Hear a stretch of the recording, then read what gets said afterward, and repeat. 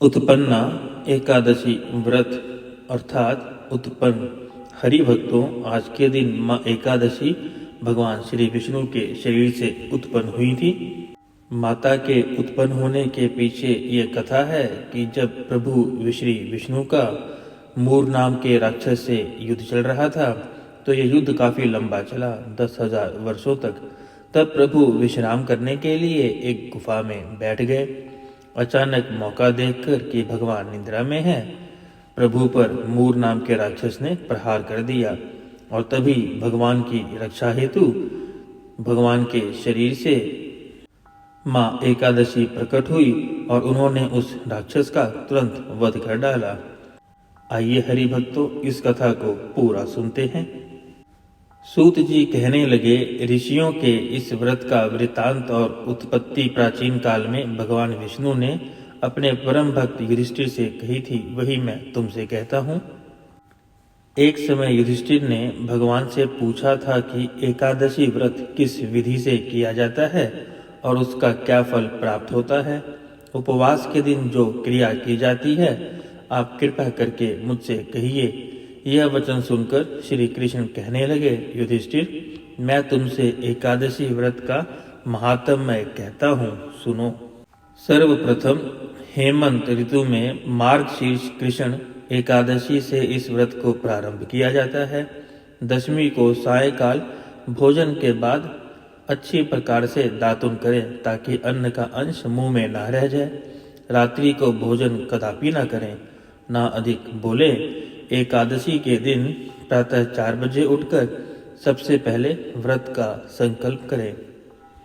इसके पश्चात शौच आदि से निवृत्त होकर शुद्ध जल से स्नान करें। व्रत करने वाला चोर, पाखंडी, पर स्त्री गामी, निंदक, मिथ्याभाषी तथा किसी भी प्रकार के पापी से बात न करें। इन बातों का ध्यान रखें भक्तों। स्नान के पश्चात धूप, दीप, नैवेद्य आदि 16 चीजों से भगवान का पूजन करें। रात को दीपदान करें। रात्रि में सोना या प्रसंग नहीं करना चाहिए। सारी रात भजन कीर्तन आदि करना चाहिए।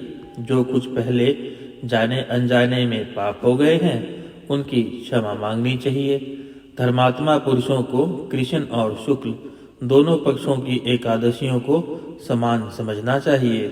जो मनुष्य ऊपर लिखी हुई एकादशी का व्रत करते हैं, उन्हें शंखोद्वार तीर्थ में स्नान करने के भगवान के दर्शन करने से जो फल प्राप्त होता है, वह एकादशी व्रत के 16वें भाग के समान भी नहीं है।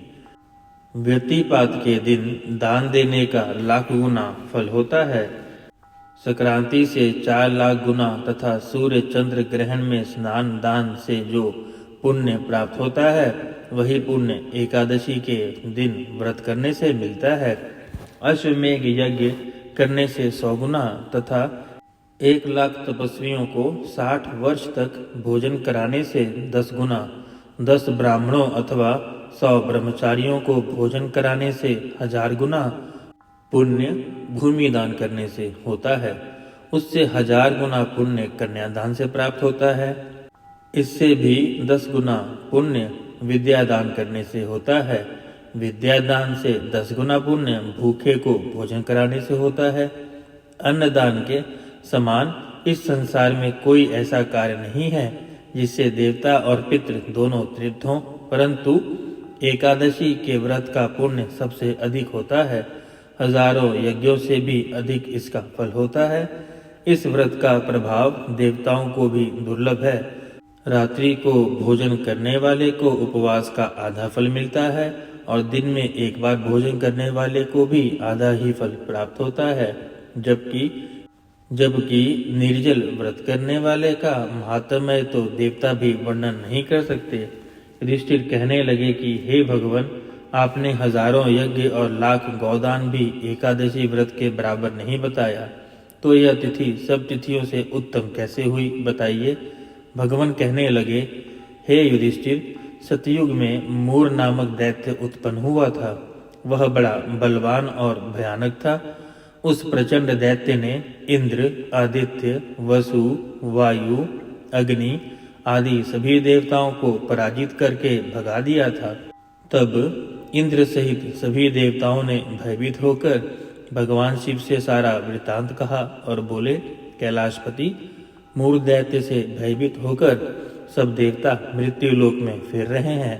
तब भगवान शिव ने कहा, हे देवताओं, तीनों लोकों के स्वामी, भक्तों के दुख का नाश करने वाले भगवान विष्णु की शरण में जाओ, वही तुम्हारे दुखों को दूर कर सकते हैं।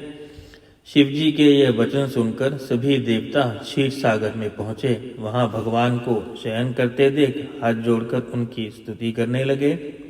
देवताओं द्वारा स्तुति करने के योग्य प्रभु, आपको बारंबार नमस्कार है। देवताओं की रक्षा करने वाले हे मधुसूदन, आपको नमस्कार है।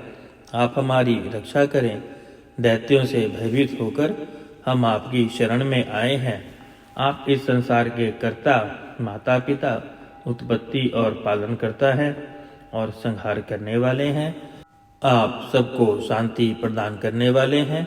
आकाश और पाताल भी आप ही हैं। आपके पितामह ब्रह्म, सूर्य, चंद्र, अग्नि, सामग्री, होम, आहुति, मंत्र, तंत्र, जप, यजमान, यज्ञ, कर्म, कर्ता, भोक्ता भी आप ही हैं। आप सर्वव्यापक हैं। आपके सिवा तीनों लोकों में चर तथा अचर कुछ भी नहीं है।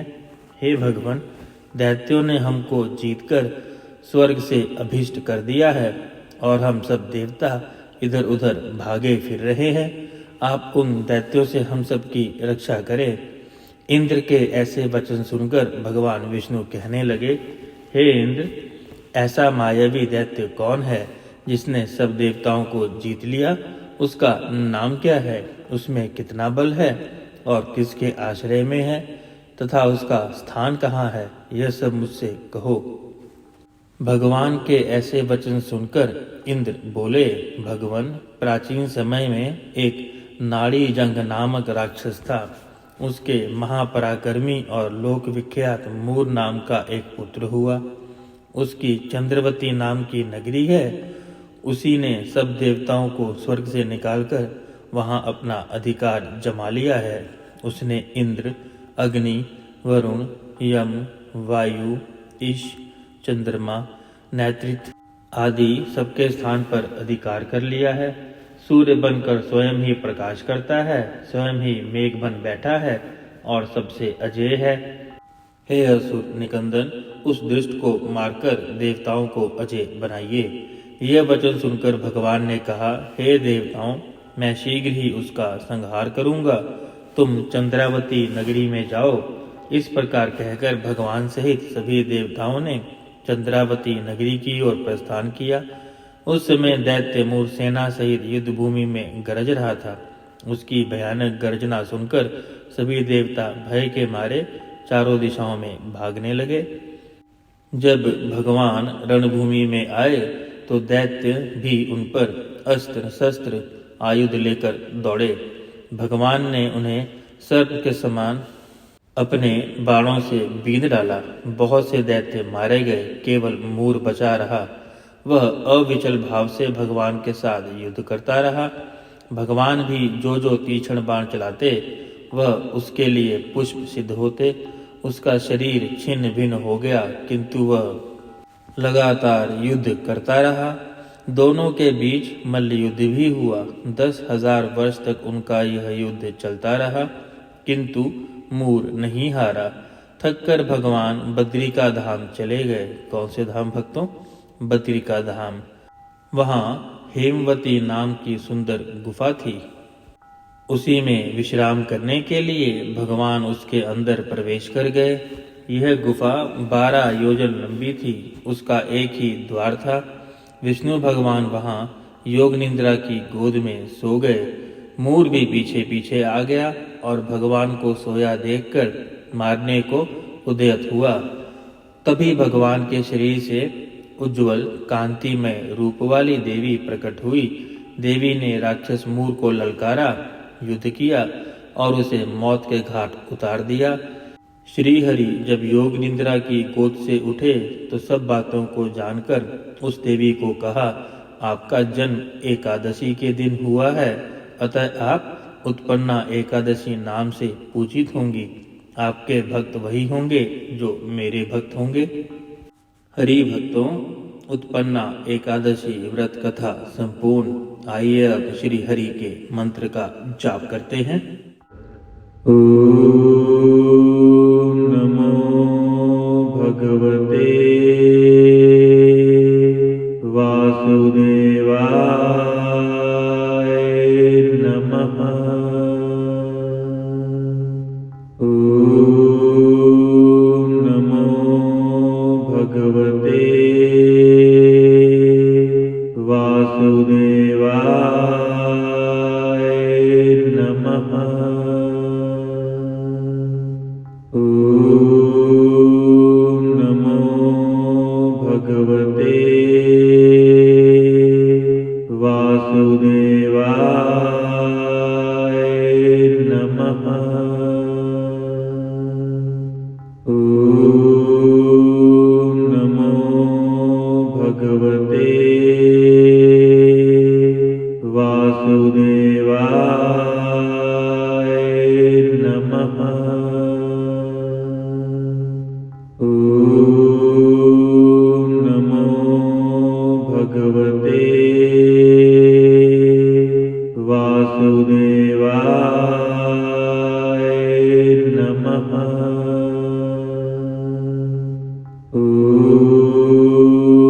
नमो भगवते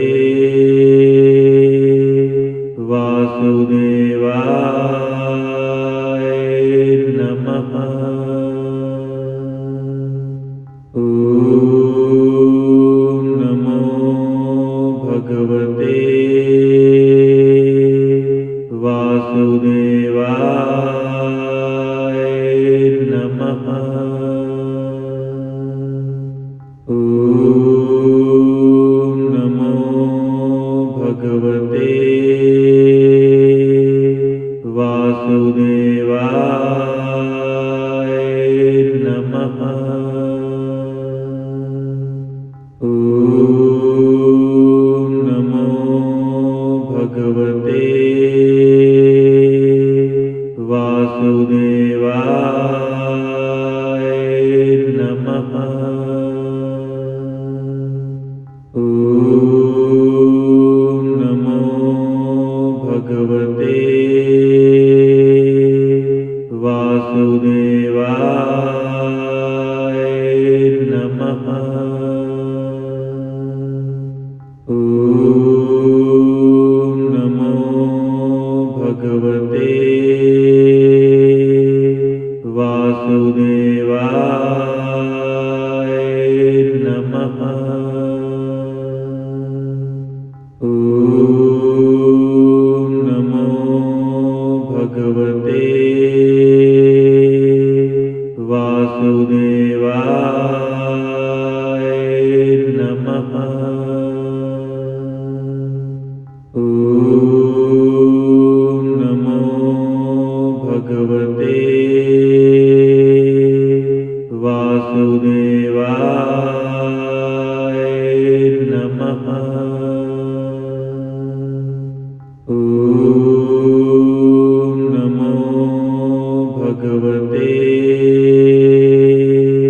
वासुदेवाय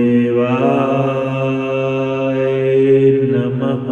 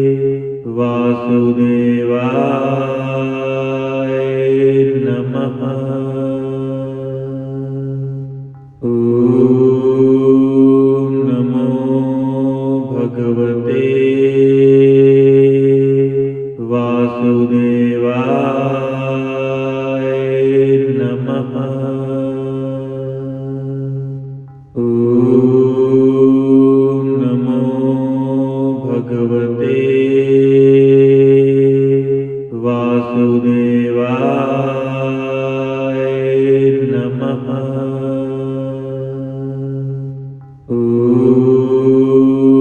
नमो भगवते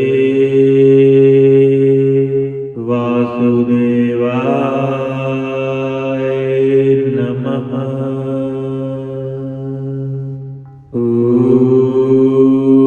नमो भगवते वासुदेवाय नमः।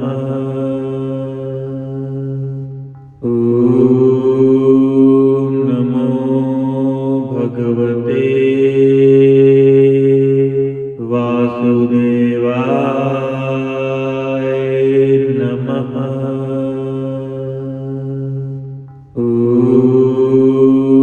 नमो भगवते वासुदेवाय नमः।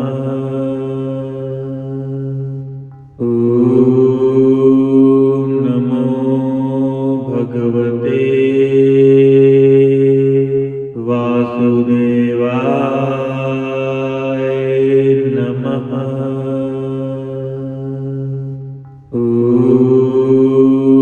नमो भगवते वासुदेवाय नमः।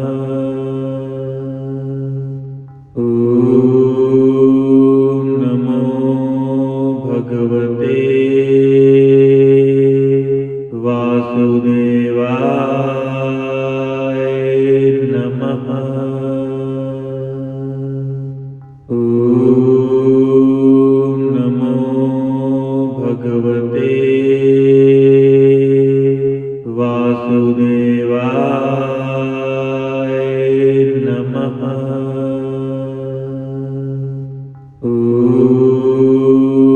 नमो भगवते वासुदेवाय नमः।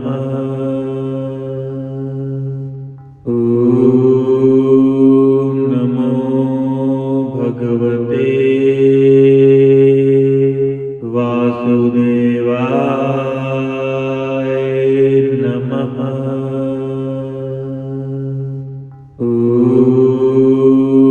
नमो भगवते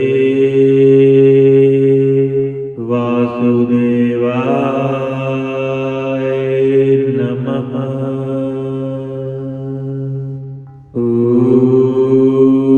नमो भगवते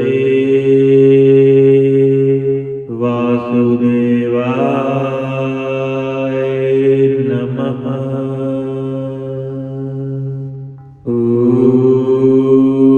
नमो भगवते वासुदेवाय नमः। नमो भगवते वासुदेवाय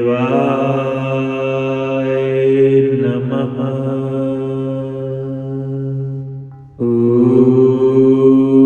नमो भगवते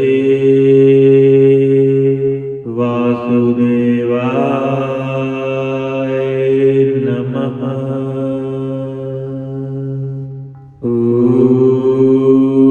नमो भगवते वासुदेवाय नमः।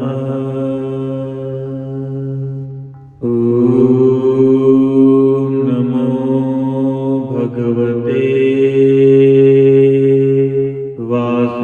वासुदेवाय नमः।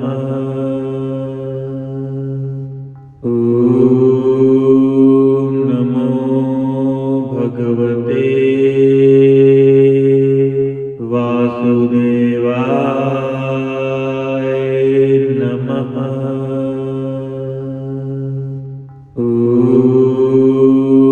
नमो भगवते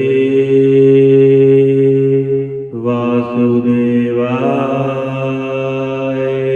नमः।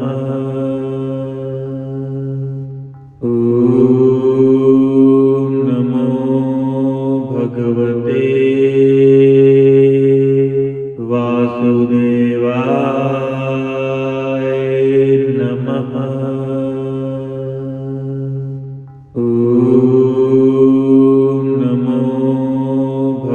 भगवते वासुदेवाय नमः। ॐ नमो भगवते वासुदेवाय नमः। ॐ नमो भगवते वासुदेवाय नमः। ॐ नमो भगवते वासुदेवाय नमः। ॐ नमो भगवते वासुदेवाय नमः। ॐ नमो भगवते वासुदेवाय नमः। ॐ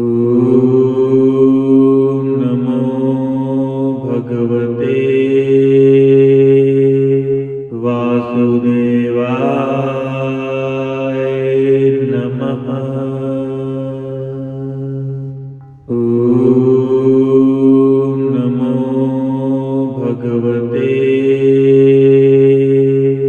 वासुदेवाय नमः। ॐ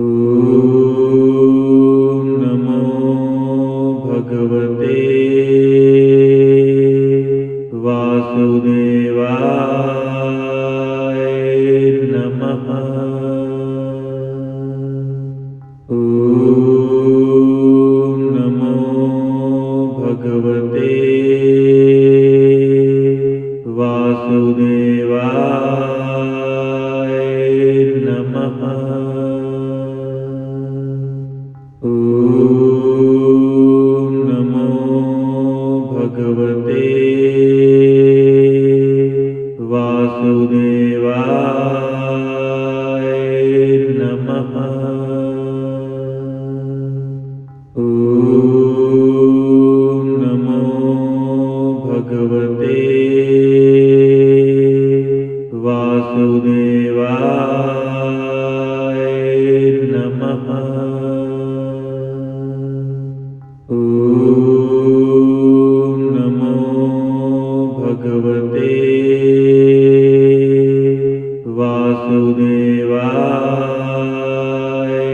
वासुदेवाय नमः। ॐ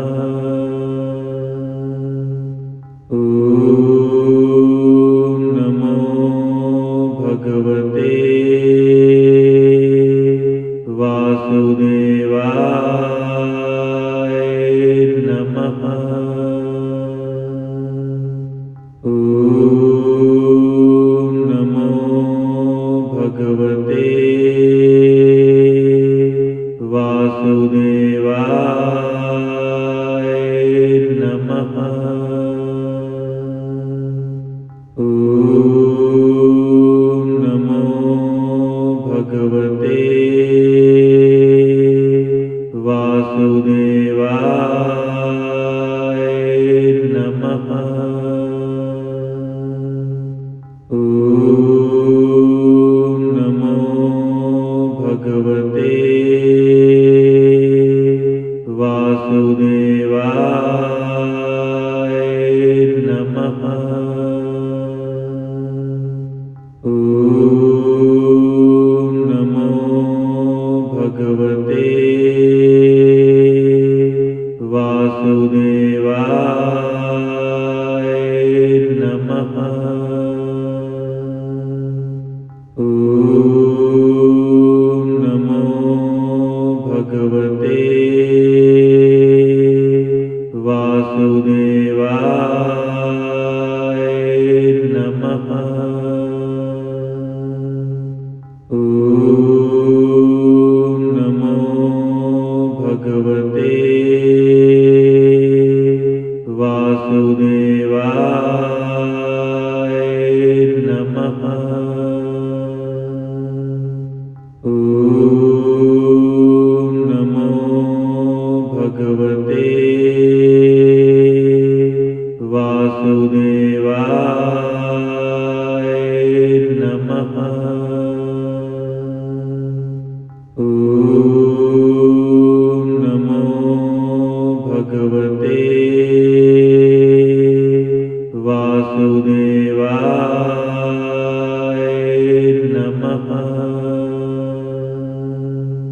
ॐ नमो भगवते वासुदेवाय नमः। ॐ नमो भगवते वासुदेवाय नमः। ॐ नमो भगवते वासुदेवाय नमः। ॐ नमो भगवते वासुदेवाय नमः। ॐ नमो भगवते वासुदेवाय नमः। ॐ नमो भगवते वासुदेवाय नमः। ॐ नमो भगवते वासुदेवाय नमः। ॐ नमो भगवते वासुदेवाय नमः। ॐ नमो भगवते वासुदेवाय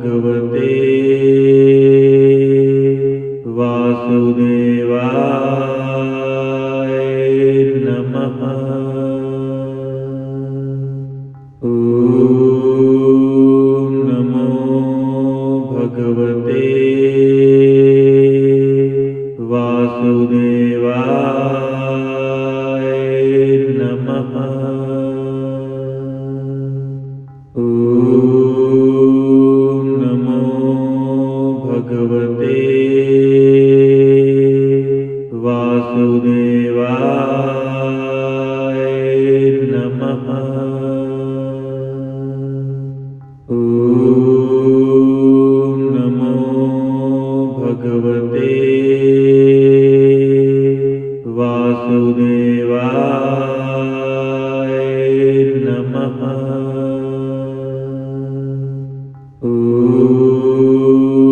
नमो भगवते वासुदेवाय नमः।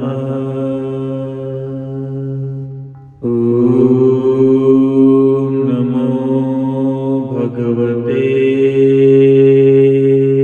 वासुदेवाय नमः।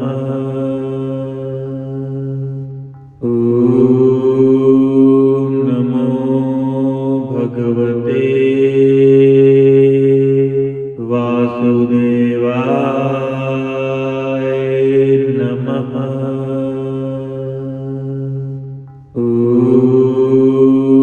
नमो भगवते वासुदेवाय नमः।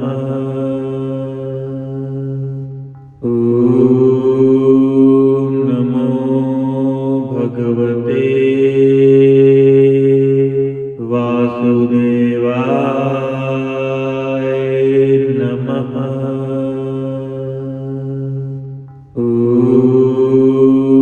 नमो भगवते वासुदेवाय नमः।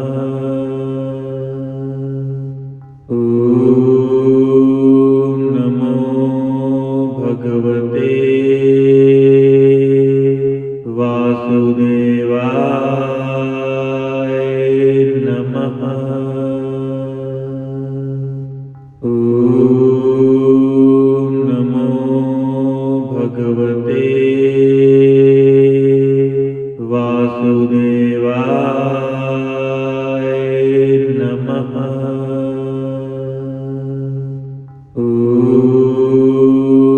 नमो भगवते वासुदेवाय नमः।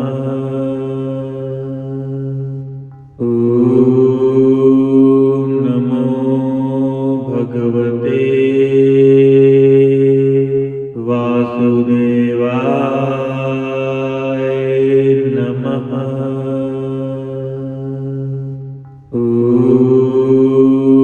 नमो भगवते वासुदेवाय नमः।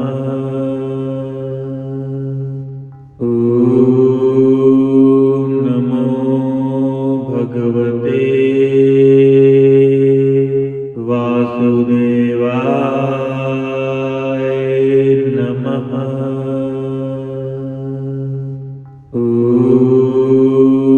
नमो भगवते वासुदेवाय नमः। नमो भगवते वासुदेवाय नमः।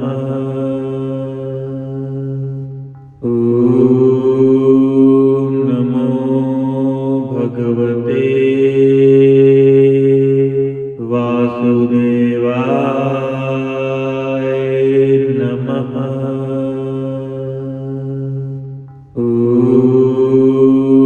नमो भगवते वासुदेवाय नमः।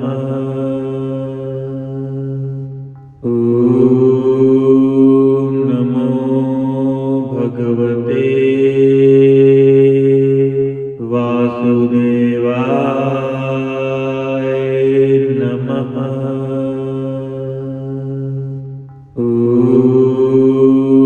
नमो भगवते वासुदेवाय नमः।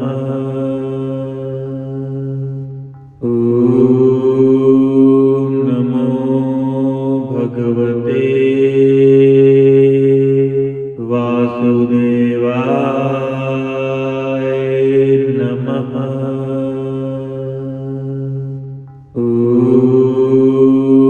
नमो भगवते वासुदेवाय नमः। ॐ नमो भगवते वासुदेवाय नमः। ॐ नमो भगवते वासुदेवाय नमः। ॐ नमो भगवते वासुदेवाय नमः। ॐ नमो भगवते वासुदेवाय नमः। ॐ नमो भगवते वासुदेवाय नमः। ॐ नमो भगवते वासुदेवाय नमः। ॐ नमो भगवते वासुदेवाय नमः। ॐ नमो भगवते वासुदेवाय